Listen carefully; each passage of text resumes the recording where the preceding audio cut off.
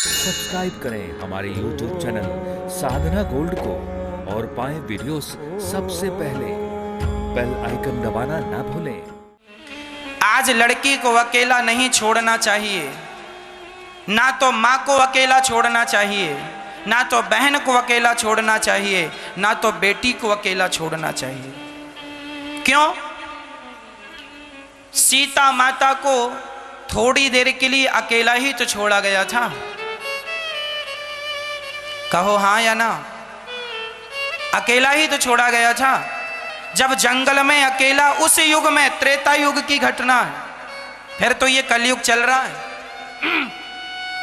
उस युग में यदि सीता अकेली रह गई तो सीता पर संकट आ गया, रावण ने चुरा लिया। इसलिए आप अकेली रहोगी तो आप पर भी संकट आ जाएंगे। इसलिए कहा करता हूं, सदा अपनों के करीब रहा करो, आसपास।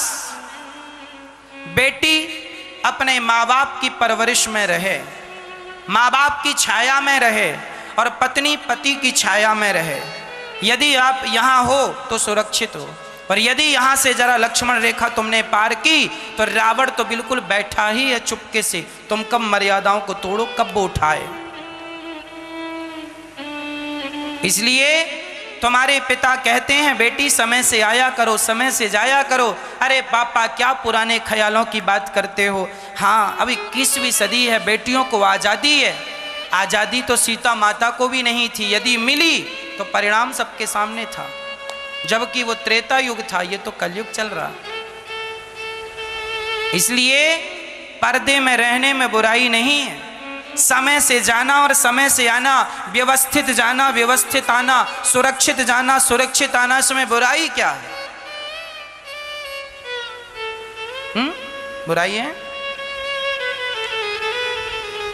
बाकी हमारा काम है आपको समझाना। शास्त्र दर्पण होते हैं, शास्त्र बताते हैं, देखो उन्होंने गलती की तो उनके साथ क्या हुआ।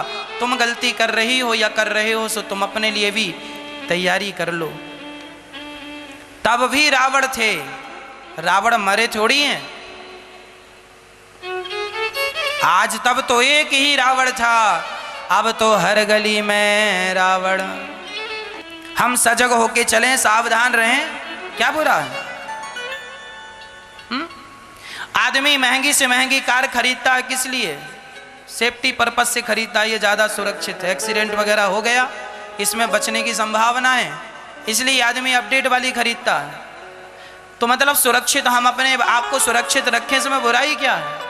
बहन बेटियां अपने आप को सुरक्षित रखें और तैयारी करके रखें हर संकट के लिए, तो क्या बुराई है इसमें? जब प्यास लगेगी तभी कुआं खोदोगे क्या? पहले से खोद के चलो कुआं।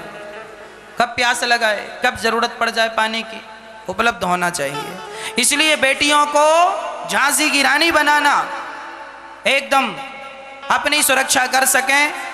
और तुम्हारी तरफ कोई आंख उठा के देखा करे ना, कुछ बोला करे, जरूर 2-4 थप्पड़ गाल में जमा दिया करो, आगे पीछे पर देख लेंगे क्या होता है। हमारी बहन बेटियां चुप रह जाती हैं। कोई लड़के ने, कोई व्यक्ति ने कुछ कह दिया, कुछ कह दिया देख करके, तो वो कुछ बोलती नहीं है। किसी ने उसे छू दिया, उसको लगता है मजाक में। ना, तुम्हें कोई छुआ तो क्यों छुआ? यदि आग को कोई छूता है ना तो आग जला देती है, तुम्हें भी किसी ने छुआ है ना तो जल जाए वो जिसने तुम्हें छुआ है। ऐसी आग की तरह तुम रहा करो। हाँ, और तुम बर्फ बन जाओगी ना तो सब उठाएंगे तुम्हें, सब उठाएंगे, सब छुएंगे।